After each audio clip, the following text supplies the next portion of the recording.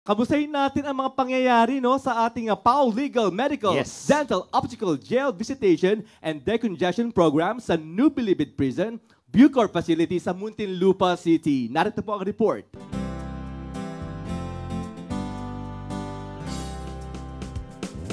Buhay mo ay alay sa pagpapatuloy ng mga proyekto ng Public Attorney's Office sa pangunguna ng ating Chief Public Attorney Persida Acosta, muling nagsagawa ng PAO Legal, Medical, Dental, Optical, Jail Visitation and Decongestion Program sa New Bilibid Prison ng Bureau of Corrections sa Muntinlupa City. Tinatayang nasa 14,830 persons deprived of liberty ang total population ng maximum security compound at halos nasa 500 ang kabilang sa hanay ng senior citizens. Ang programang ito ng ating hepe ay nagpapakita ng pagsuporta, pagtutulungan ng mga ahensya ng pamahalaan at maging mga inisyatibo ng private institutions na nakikiisa sa advokasya ni PAO Chief Acosta.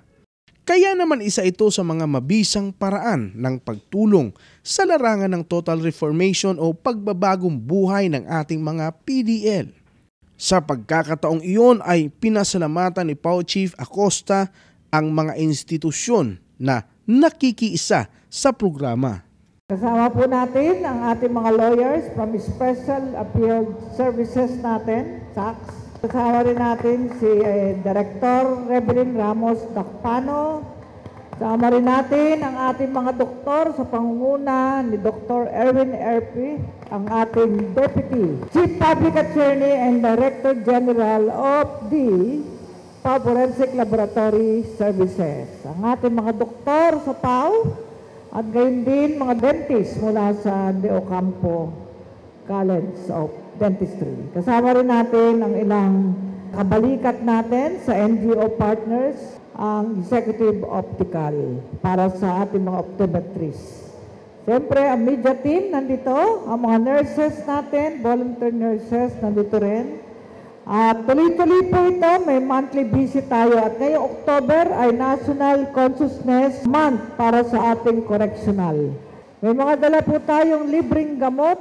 Sa kabuuan, naging mapayapa at matagumpay ang aktibidad at baka sa mga mukha ng ating mga PDLs ang labis na pasasalamat sa ating hepe at sa PAO dahil sa hatid na libreng serbisyong medikal, libreng gamot, dental and optical services, partikular na ang pagkakaloob ng PAO ng legal consultations and assessment sa kanilang mga kaso.